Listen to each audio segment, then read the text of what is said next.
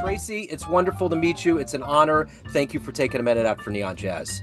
Absolutely. Thank you. Yeah, absolutely. So this week has been it's almost like warp speed. I almost feel like I'm in the cockpit of the Millennium Falcon and Chewbacca's screaming and all the stars are just these big lines. Because you had sent me an email earlier in the week about your father listening to my show and the interviews. So just kind of talk to me a little bit about the letter you sent and getting to that point where you sent the letter.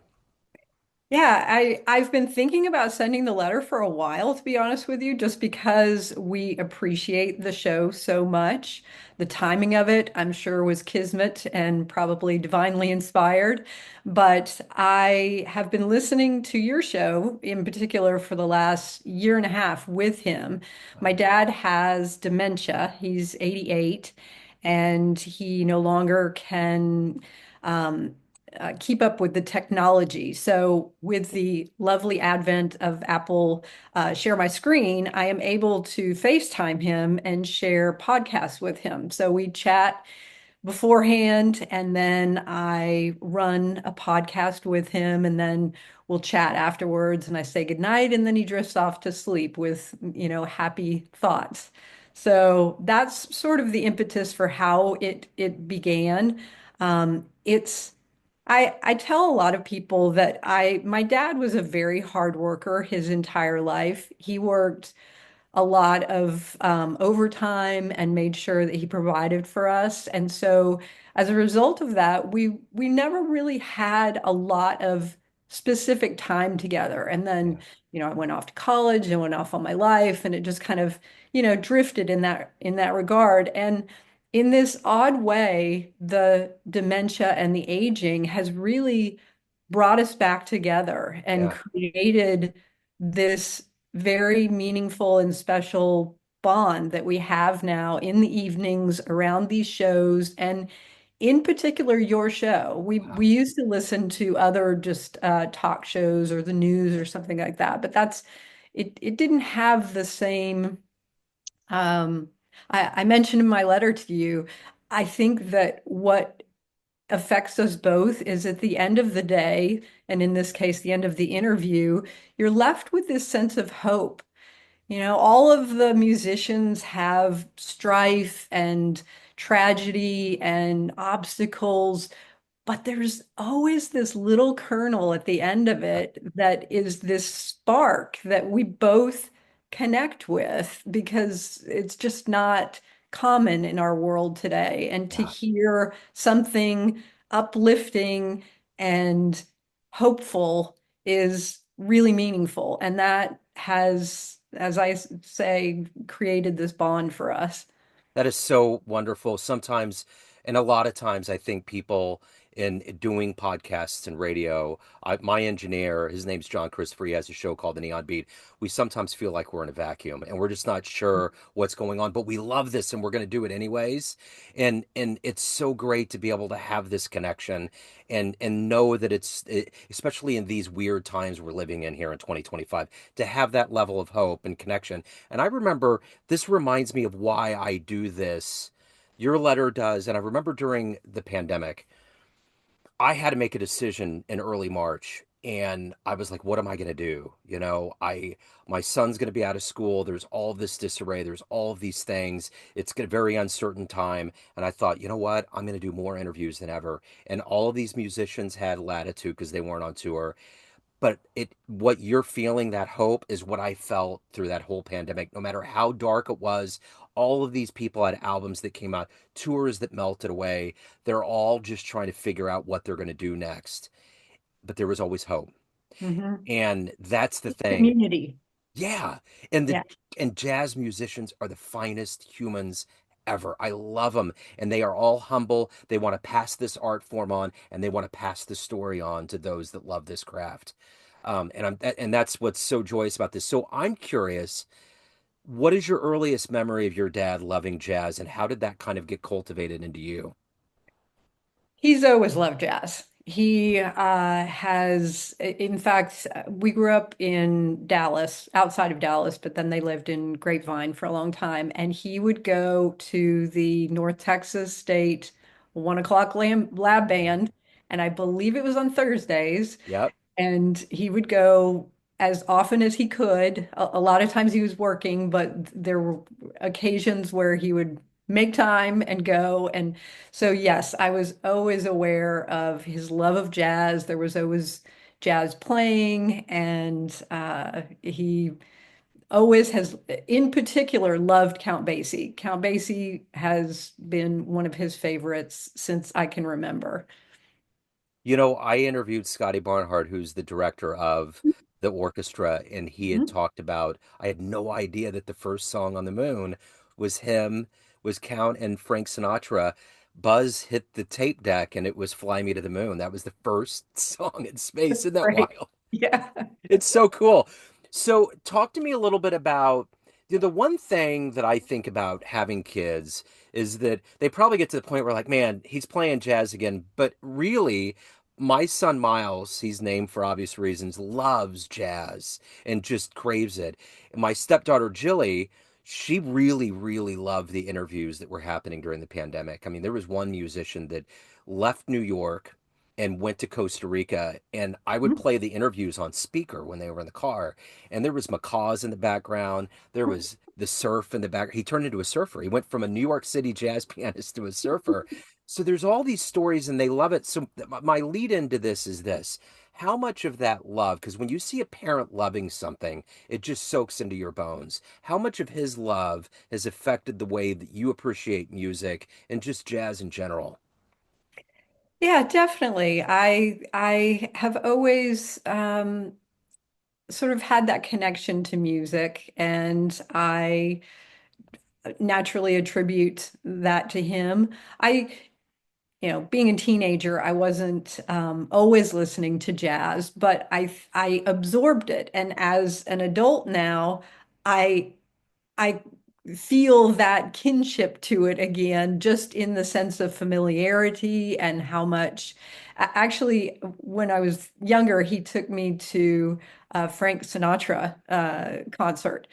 And I was thinking, because it was at an age where I was like, too cool for that. And I got there and I loved it. I didn't realize how much of the music I knew just from absorbing it from him and how much I enjoyed it. And we danced in the aisle and, Wow. swayed, and I listened to it all. And so, yeah, there is definitely a sense of awareness, and it permeates in a way that you just don't even realize until later. You feel this sense of warmth and familiarity when you experience it again.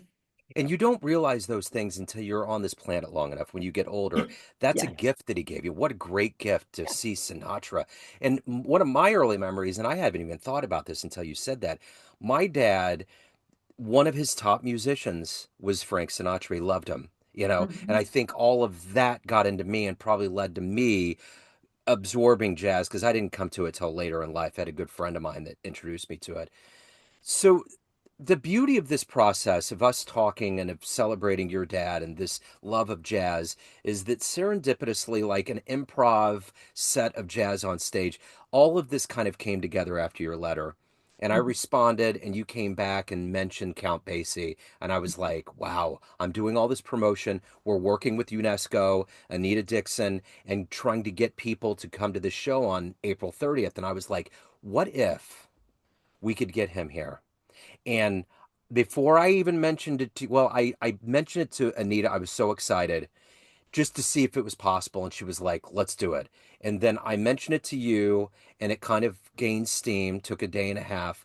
Talk to me about this process of actually sketching it out to right now, you being in Kansas City to see this show. Well, there was a lot of consideration that went into it, definitely. I had several chats with my sister, and we, went back and forth on his health versus the bucket list, once in a lifetime opportunity for him to experience this. He hasn't traveled in probably 10 years. He's been very The dementia in the last probably 4 to 5 years has kept him in a very routine state, living in assisted living, and so definitely there were a lot of mental hurdles that we had to climb to figure out. But I ultimately I talked to him and I said, what do you think? Is it something you feel you would be up to? And I described roughly what those challenges would be, getting on the plane, staying in a hotel, having a little bit of a routine change. And he definitely wanted to make sure I was going to be with him the entire way. But he ultimately said yes, that he wanted to make that journey for the opportunity and the adventure that you're affording him. That the beauty of this process is that this is emblematic of what jazz is all about. Hmm. This spirit of celebrating this art form, of Hmm. celebrating the people, and I would have never imagined that anything like this would happen. So it's coming to fruition. All of the wheels as we speak are in motion. So it's great to catch up, to talk about this, to kind of christen the moment. So it's going to be a few weeks, two and Yeah. a half weeks from now. It's going to actually happen, and it's just amazing that it's going to take place. Have you or have your dad been to Kansas City before? No. Oh, wait, I went on business probably 20 years ago, Okay, but it was in and out. I yeah, didn't spend any time in the city. yeah, Dad definitely has not. yeah. Well, the one thing that's beautiful about this is that he loves Count, and Count really grew up here. Mm. This was kind of his stomping ground, and the fact that it's going to be in the music hall has such a wonderful level of history that's there. You're going to see things when you're here. You're going to kind of feel the ambiance. So it's great, and that just even adds to it that this will be the maiden voyage to Kansas City to see the Mhm. show. So so he's pretty excited about it now that it's soaked in. He's excited. I have to, unfortunately, with the dementia, I have to remind him every day, but Yeah, but when he thinks about it, he's excited. yeah, that's wonderful. Well, Yeah. thank you so much for agreeing to do this. Thank you. Thank you for being a part of it. I'm so glad that this has come to fruition. I'm ecstatic. I can't wait for it. So, yeah. So we will see you in Kansas City and have a wonderful trip and just enjoy it. It's going to be wonderful. Well, thank you and Anita and the foundation and UNESCO and all those that are involved in making this happen, because it is truly a once in a lifetime dream that he, I'm sure, never thought was going to be something he would experience. And he's never received anything like this in terms of giving back to him for his, like, he's been a giver his whole life. So Yeah. I applaud you. I am humbled by your gesture, and we both appreciate it. That just makes it so much better. So I have to end this on a really good note before we get out. You had sent some pictures so I can put it in this presentation, in this interview, but there's one video of him tapping his foot. Talk to me about that as I get ready to play that on the It's the outro. cutest. What did you just say it was, Dad? It just says Northern California. No, you said it was super stuff. Oh yeah, super stuff. Super music. So we also, through a different way, I'm able to play shows for my mom. So this is on her TV. He's listening to a show on PBS that I recorded, which was a concert in, I believe, Napa Valley.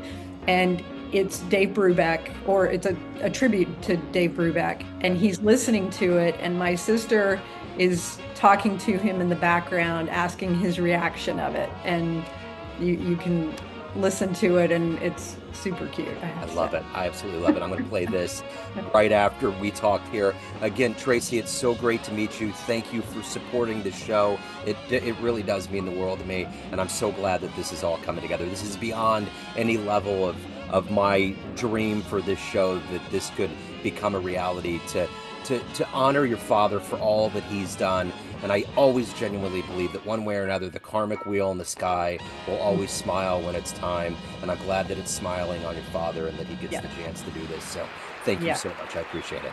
Thank you.